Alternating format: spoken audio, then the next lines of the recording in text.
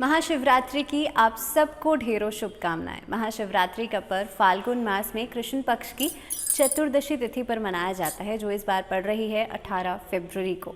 इस बार कई सारे खास संयोग लेकर के आ रही है महाशिवरात्रि। पहली बात तो त्रिग्रही योग पड़ रहा है, यानी कि सूर्य, शनि और चंद्रमा की जो स्थिति है वो रहेगी कुंभ राशि में, जो बेहद खास है। इसके अलावा शंख योग और सर्वार्थ सिद्धि योग रहेगा। इसके अलावा गुरु और शुक्र की स्थिति भी काफ़ी सारे योगों का निर्माण कर रही है कई सारी राशियों के लिए। तो जिसका वीडियो ऑलरेडी अपलोड हो चुका है, अगर आपने नहीं देखा है तो आप जा कर के देख सकते हैं। लेकिन आज मैं यहाँ मंदिर में हूँ और आप देख सकते हैं कि गर्भगृह के महत्व के बारे में मैं आज आपको बताऊंगी, क्योंकि महाशिवरात्रि पर ना यहाँ पर बैठ कर के पूजा करने का खास महत्व होता है। महाशिवरात्रि का दिन वैसे तो भगवान शिव और माँ पार्वती के मिलन का दिन है, इसीलिए इस दिन भगवान शिव और माँ पार्वती के विवाह ज़रूर कराया जाना चाहिए। खास तौर पे उन लोगों को जिनकी शादी नहीं हो पा रही है, जिनकी शादी में विलंब है या फिर दाम्पत्य जीवन में परेशानी रहती है। आप लोगों को इस दिन महाशिवरात्रि के दिन सुबह के समय भगवान शिव और माँ पार्वती का गठबंधन ज़रूर करना चाहिए। कोशिश करें आप गेंदे के पुष्पों से करें। तो जब आप गेंदे के पुष्पों से भगवान शिव और माँ पार्वती का पूजन करते हैं, उनका गठबंधन करते हैं, तो आपका जो गुरु है, जो बृहस्पति है, वो मजबूत होता है। अब एक और दूसरी बात ये है कि महाशिवरात्रि के दिन आप सबने सुना होगा कि कहते हैं साधना ज़रूर करनी चाहिए। इसके अलावा रात्रि को जागरण ज़रूर करना चाहिए। इसका क्या महत्व है और क्या लॉजिक है इसके पीछे, आप जानते हैं मैं हमेशा लॉजिक्स के ऊपर बात करती हूँ। तो देखिए, महाशिवरात्रि का दिन ग्रह नक्षत्रों की चाल इस तरह से होती है कि जो सेंट्रीफ्यूगल फोर्स है ना, वो ऊपर की तरफ काम करता है। इस दिन इक्विनॉक्स होता है और जो ऊर्जा है उसका संचार ऊपर की डायरेक्शन में होता है। इसीलिए कहते हैं कि रात्रि को आपको जागरण करना चाहिए, रात्रि को आपको अपनी स्पाइन को सीधा रखना चाहिए। इस दिन अगर आप चाहें तो किसी मंत्र की सिद्धि भी आप कर सकते हैं, लेकिन अगर आप कोई मंत्र नहीं जानते तो आप ओम का उच्चारण, भगवान शिव का सबसे सूक्ष्म मंत्र ओम मंत्र का उच्चारण कर सकते हैं। अगर किसी के घर में स्वास्थ्य संबंधी दिक्कतें बहुत ज़्यादा रहती हैं तो इस दिन महामृत्युंजय मंत्र का उच्चारण रात्रि के समय ज़रूर करना चाहिए, या जो निशीत काल का समय है, जो लगभग 12:08 से लेकर के 1 बजे का समय है, इसके बीच में आप कर सकते हैं। अब दूसरी चीज़ ये है कि देखिए, साधना का मतलब होता है कि जब आप अपनी सांसों को सही तरह से नियंत्रित करते हैं। महाशिवरात्रि के दिन रात्रि के समय, जिस समय पर महानिशीत काल शुरू होता है, आप कोशिश करें कि शिवलिंग पर आप अभिषेक ज़रूर करें। आप जल का अभिषेक कर सकते हैं, आप कच्चे दूध का कम मात्रा में लीजिएगा, कच्चे दूध का अभिषेक आप कर सकते हैं। उसके बाद आप अगर किसी मंदिर में जा सकें, आप किसी शिवालय में जा सकें तो बहुत ही अच्छा है, क्योंकि गर्भगृह के अंदर एक अलग ऊर्जा आपको मिलती है। गर्भगृह के अंदर जो ऊर्जा होती है वो आपको मदद करती है आपकी साधना को सफल करने में। लेकिन अगर आप मंदिर में नहीं जा सकते, शिवालय में नहीं जा सकते, तो कोशिश करें घर पर ही एक सफ़ेद आसन पर बैठकर या हल्के रंग के आसन पर बैठ करके आप भगवान शिव का ध्यान करना शुरू करें। सबसे पहले अपनी सांसों को छोड़ें और उसके बाद अपनी सांसों को अंदर लें, यानी कि अपनी सांसों को नियंत्रित करते हुए, उस पर फोकस बनाते हुए आप सबसे पहले अपने मूलाधार चक्र को जागृत करना शुरू करें। मूलाधार चक्र के साथ साथ आप 7 चक्रों को एक एक करके जागृत करें, उस पर ध्यान केंद्रित करें। और सबसे आखिरी चक्र जो होता है वो है हमारा सहस्त्रार चक्र, जो हमारे सर के बिल्कुल ऊपर होता है। इसे क्राउन चक्र भी कहा जाता है। जब आप सहस्त्रार चक्र को बैलेंस करेंगे, उस समय पर ओम मंत्र का उच्चारण कीजिएगा। इसके बाद आप कोशिश करें पूरी रात, अगर साधना हो सकती है, जितने समय तक आप साधना कर सकते हैं उतना आपके लिए अच्छा है। और उसके बाद भगवान शिव का ध्यान आप ज़रूर करेंगे। तो ये साधना की विधि है।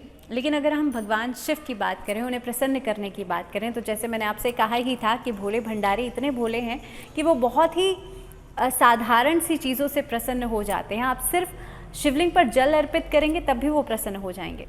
तो आपको महाशिवरात्रि के दिन जल ज़रूर अर्पित करना है। ऐसा करने से जिनका चंद्रमा खराब होता है ना कुंडली में, चंद्रमा भी आपका ठीक होता है और मानसिक स्थिति बेहतर होती है। यानी कि जिन लोगों को स्ट्रेस, एंग्जाइटी बहुत ज़्यादा रहती है, जब आप शिवलिंग पर जल अर्पित करते हैं तो आप देखेंगे एक वाइब्रेशन आती है। और ख़ास तौर पर जैसे मैंने कहा, महाशिवरात्रि के दिन ग्रह नक्षत्रों की चाल इस तरह की होती है, और जब आप गर्भगृह के शिवालय के अंदर ऐसा करते हैं तो आपके अंदर सकारात्मकता का संचार होता है, आपके अंदर की जितनी एंग्जाइटी है, जितना स्ट्रेस है, वो सभी खत्म होता है।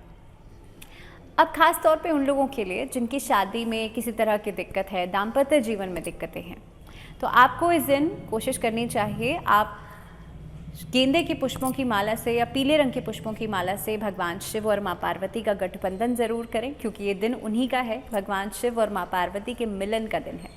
इस दिन कोशिश करनी चाहिए आप खीर का प्रसाद बना करके भगवान शिव को, माँ पार्वती को ज़रूर अर्पित करें।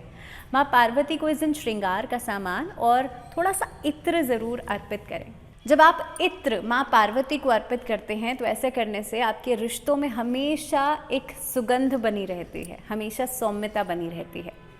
और आपने देखा होगा कि सिर्फ भगवान शिव ही ऐसे हैं जिन्हें महादेव कहा जाता है, देवों के देव महादेव। तो भगवान शिव यानी कि महादेव ही एक ऐसे देव हैं जिनके पूरे परिवार की पूजा होती है, इनके पोतों तक की पूजा की जाती है। भगवान शिव के पुत्र हैं गणेश जी। गणेश जी की 2 पत्नियां रिद्धि सिद्धि और उनके 2 बेटे शुभ लाभ।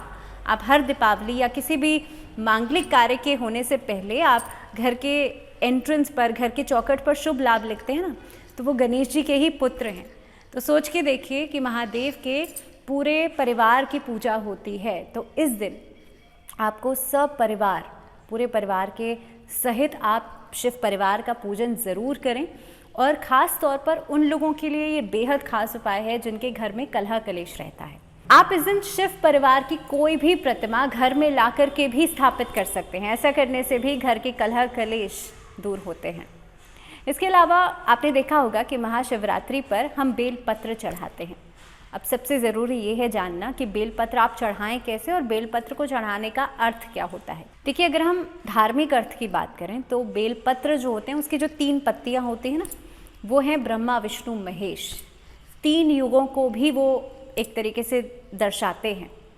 और अगर हम लॉजिकल या साइंटिफिक एक्सप्लेनेशन की बात करूं तो जो बेलपत्र होता है, बेलपत्र आपकी या उसकी सुगंध जो होती है ना, वो रेस्पिरेटरी प्रॉब्लम्स को ख़त्म करती है, एस्थमेटिक प्रॉब्लम्स को ख़त्म करती है। ये जो मौसम होता है ये सीजनल चेंज होता है। इस समय पर वायरल इन्फेक्शंस, बैक्टीरियल इन्फेक्शंस बहुत सारे होते हैं, जिसकी वजह से आप देखेंगे कई बार रेस्पिरेटरी दिक्कतें हो जाती हैं। खांसी ज़ुकाम इस समय पर बहुत कॉमन होता है। इस समय पर जब आप शिवलिंग पर बेलपत्र अर्पित करते हैं तो आपकी स्वास्थ्य संबंधी सभी समस्याएं खत्म होती हैं। और जैसे मैंने कहा कि बेलपत्र का धार्मिक महत्व भी कई सारे हैं, तो इसीलिए बेलपत्र अर्पित करने से आपके जीवन में से सभी समस्याएं, सभी विकार खत्म होते हैं। खास तौर पे जो 3 विकार बताए जाते हैं आयुर्वेद में, वात, पित्त और कफ, इन विकारों से भी मुक्ति आपको मिलती है। और कोशिश करनी चाहिए, आपको इस बात का पता होना चाहिए कि बेलपत्र को आप जब भी अर्पित करें तो उसका जो वो चिकना वाला साइड होता है ना, जो वो बहुत फ्लैट वाला होता है, उससे आपको उल्टा करके, यानी कि उस साइड से आपको बेलपत्र अर्पित करना चाहिए। तो ये कुछ विधि है, ये कुछ चीज़ें हैं जो कि आप महाशिवरात्रि के दिन ज़रूर कीजिएगा इन खास उपायों को। और मैं आशा करती हूँ कि इस बार की महाशिवरात्रि आपके जीवन में मिठास लेकर के आएगी, आपके जीवन में बढ़ोतरी लेकर के आएगी। एक बार फिर से आप सभी को महाशिवरात्रि की ढेरों शुभकामनाएं। मुझे दीजिए इजाज़त, जुड़े रहिए चैनल के साथ। नमस्कार।